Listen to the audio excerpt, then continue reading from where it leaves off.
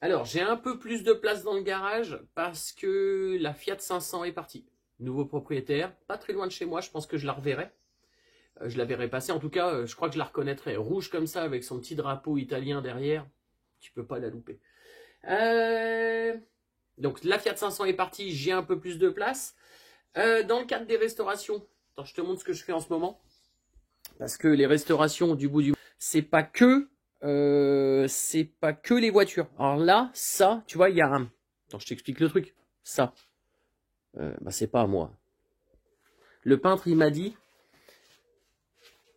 C'est lui qui va peindre la caisse. Il m'a dit, je te peins la caisse, machin, on va s'arranger, tu vas voir. Bon, il me dit, tu me rénoves, tu me restaures mon moteur de Solex et je te peins la caisse. 2 ans, 2 ans. Eh, ça va de la balle. Bon, il y avait quand même du taf sur son petit moteur, tu vas voir.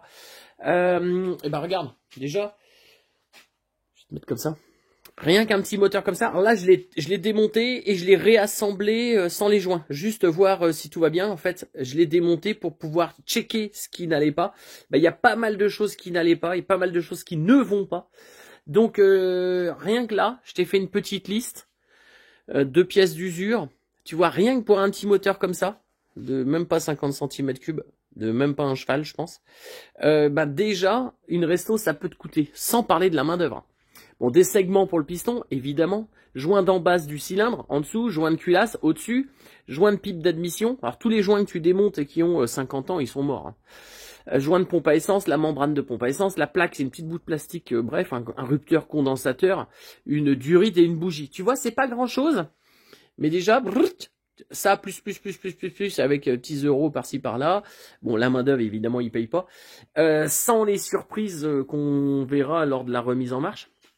Réservoir plein de merde, plein de 50 ou 60 ans d'exploitation, plus, allez, on va dire 50 ans d'exploitation, 20 ans de stock, bon il n'y a rien qui va quoi. Les durites, en fait, c'est une espèce de carbu injection, c'est entre la tronçonneuse et la mobilette, quoi. C'est un peu tout ça. Les tuyaux d'alimentation en essence complètement bouchés, la membrane de pompe baisée, le cylindre, ça va à peu près. Le carbu, si on peut appeler ça un carbu, moyen. Ça, j'ai juste mis en attendant, cette durite-là, elle était complètement cramée. Donc, je vais lui refaire tout ça. Et puis, on va mettre un rupteur condensateur neuf, parce que ça, en fait, ça marche. Mais le condensateur, en général, il est cuit. Ce qui fait que ton rupteur va vieillir prématurément. Donc, je te conseille, lorsque tu démontes un truc comme ça, c'est chiant. L'allumage, franchement, c'est chiant. Il faut un arrache, machin. Mais moi, de ce que j'ai vu, les condensateurs, c'est un composant électronique qui vieillit pas très bien dans le temps. C'était pas prévu pour durer 50 ans, c'est clair, ni 70. Donc, je te conseille de mettre un rupteur et un condensateur neuf tant que tu y es. Ça évitera d'être emmerdé. Tu vois, la Fiat 500, je l'avais pas fait.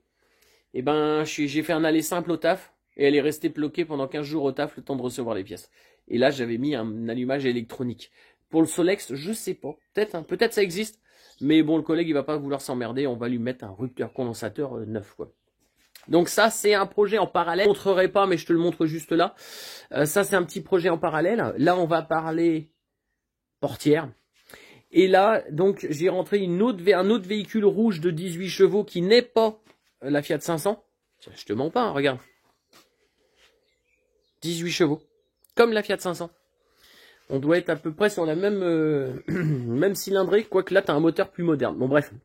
Il y a pas mal de trucs qui vont pas, en fait. C'est aux collègues. Alors déjà, ça me plaît moyen. Je sais pas, ça doit pas être d'origine, un truc comme ça. Ça me plaît moyen. On va lui faire une petite vidange, tout qui va bien. Mais il vient surtout parce que le bras de levier là de commande est pété. Et, évidemment, l'accès... eh ben, il est pas simple parce qu'il est tout là-bas au fond du truc. Donc, on va lui démonter. Je vais être obligé de le démonter. Et puis, tant qu'il est là, on va faire une révision, quoi, une petite vidange, tout qui va bien. On va essayer de checker tout ça. Donc, ça c'est à côté. Ouais, je vais pas me lancer non plus dans les tracteurs, hein, faut pas déconner. Les tracteurs, Solex, des trucs, voilà. Alors, les portières. Elle est là. J'ai pas beaucoup bossé dessus encore. Donc là, c'est le tout début. Mais j'avais des petites choses à te dire. Tiens, regarde ce qui reste de la portière conducteur, elle est là. Ça, c'est la portière conducteur. Attends. Je vais la mettre par terre. Tiens, je vais la mettre comme ça. Voilà ce qui reste de la portière conducteur. Que l'intérieur. Lors du choc, tout a sauté. Tout a explosé, la porte a été comprimée, elle a explosé en deux, il restait plus que les charnières qui sont restées accrochées. Ça valait le coup de la récupérer parce qu'il y a le moteur de lève-vitre à récupérer, les tringleries, la poignée, quelques petites ferrures, etc. Donc c'était intéressant de récupérer ça. Tu vois, un petit truc comme ça là pour guider la fenêtre. C'était intéressant de la récupérer. Alors la porte elle est là, et je voulais te montrer un truc.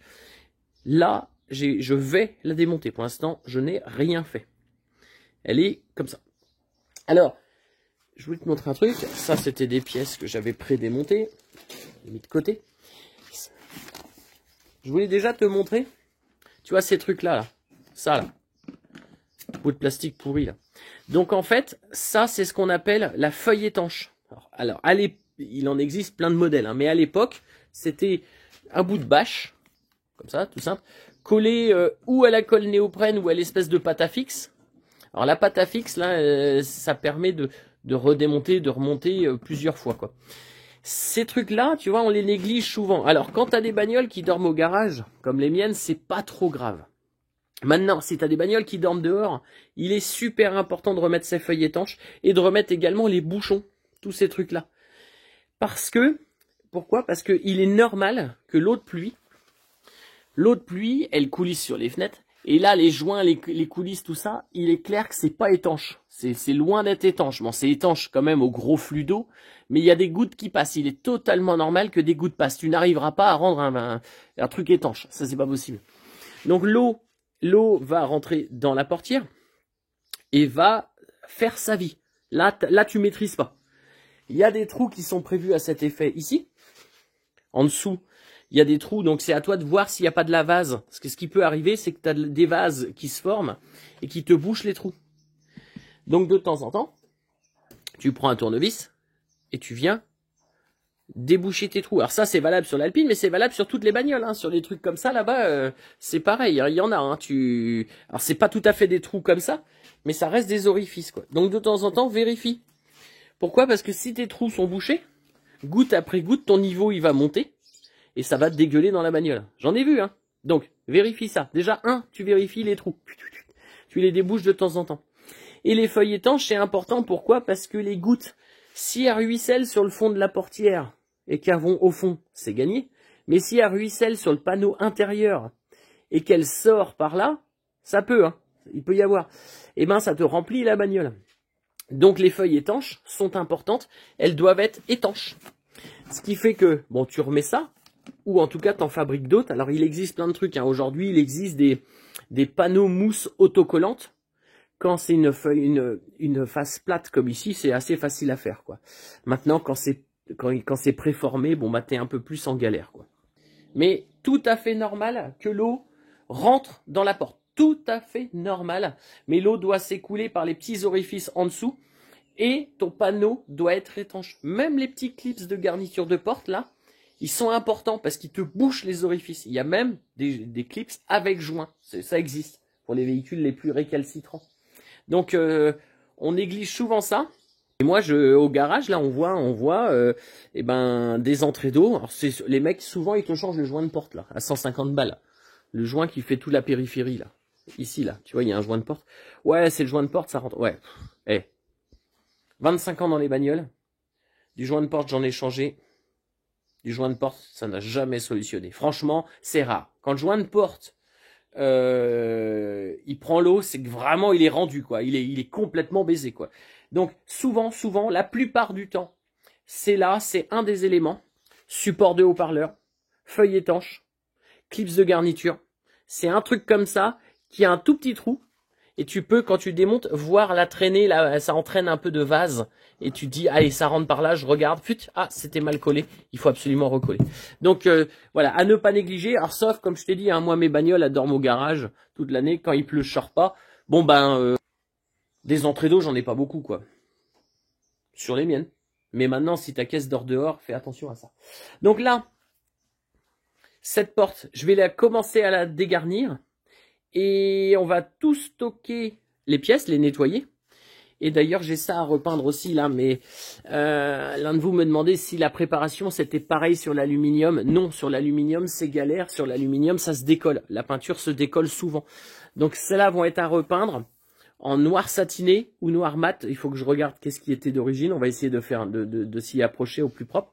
Là, j'ai l'autre cadre qui est là, qui est une pièce d'occasion parce que c'est pareil, ça sur la PAC GT, et ben ça n'y était plus.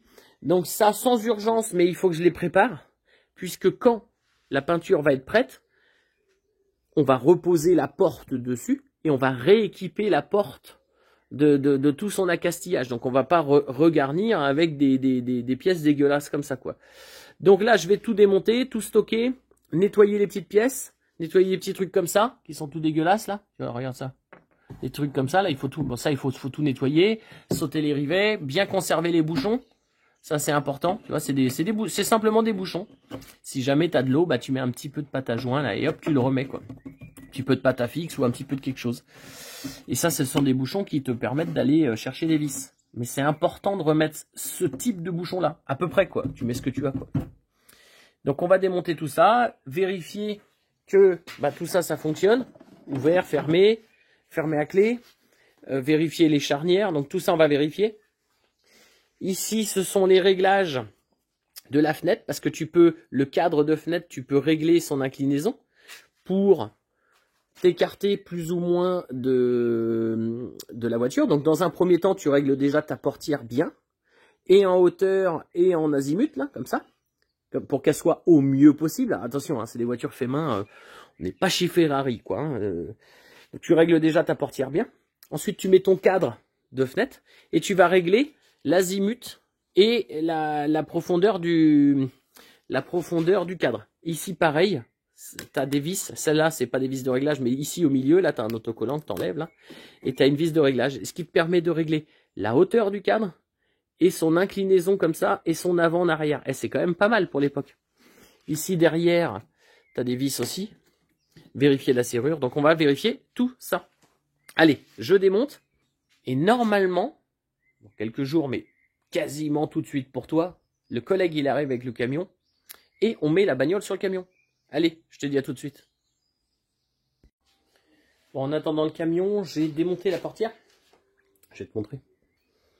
Tu vois, la portière est nue. Alors là, comme ça pèse rien. Là, on est sur un truc... ça, ils avaient géré. Alors, il y a un truc qu'ils n'avaient pas géré, je vais te montrer. Alors, j'ai démonté toute la portière.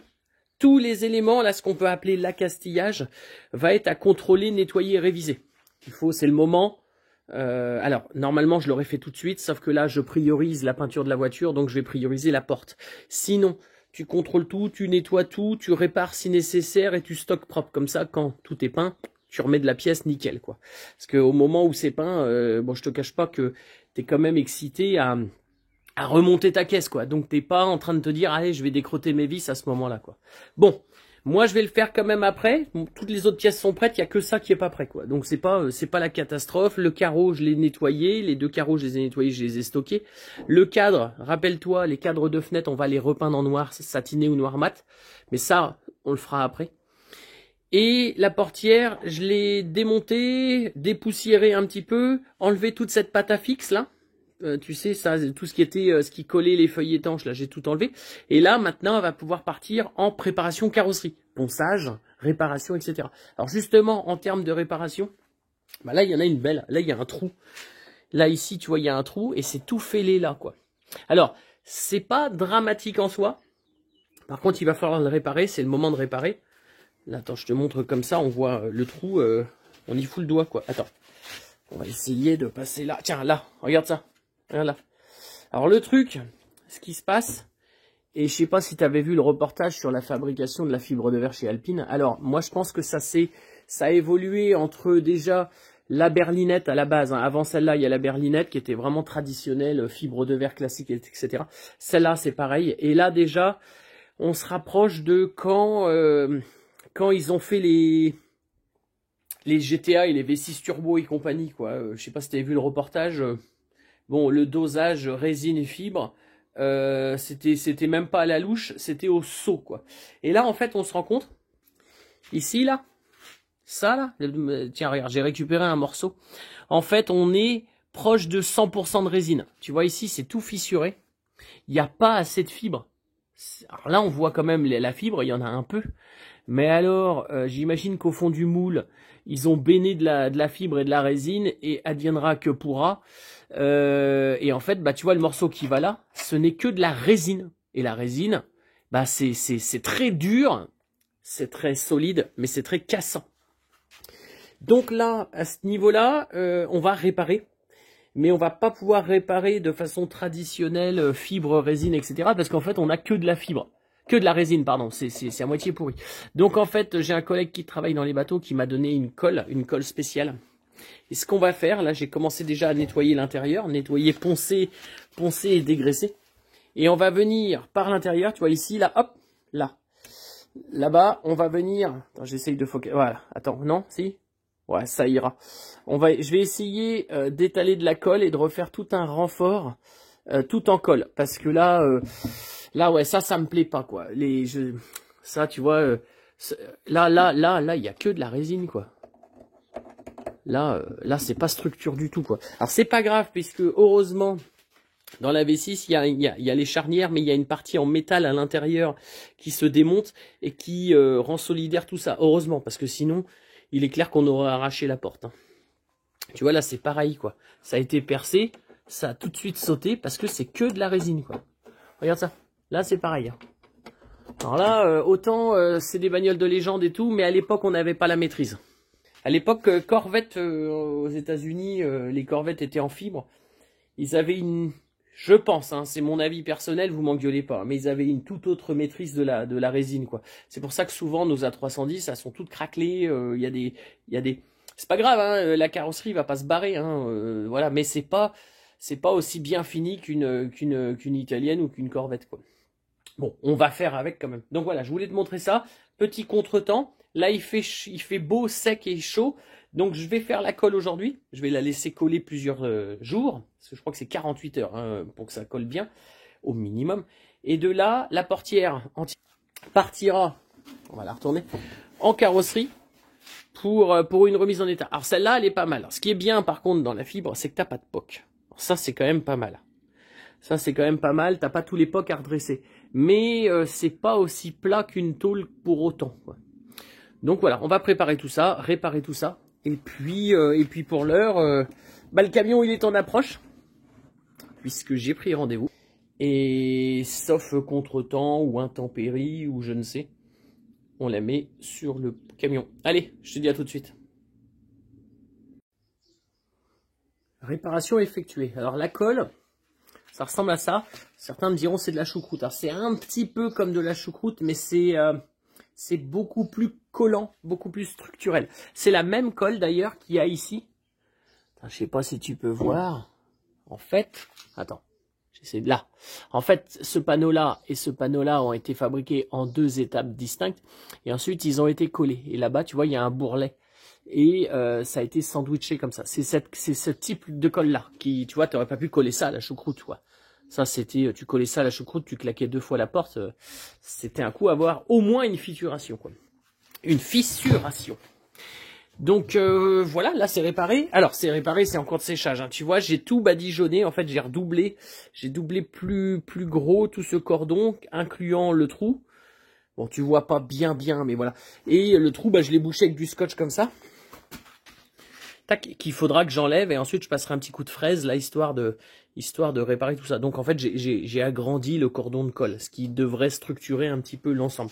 Je pense que c'est une réparation devant chaque type de réparation, il faut prendre des décisions. C'est pas toujours pareil, quoi. Des fois c'est du mastic, des fois c'est de la colle à pare-brise, des fois c'est de la soudure, des fois c'est de l'étain, des fois c'est de la colle, des fois c'est de la fibre et résine. Ça dépend ce que tu veux faire, quoi.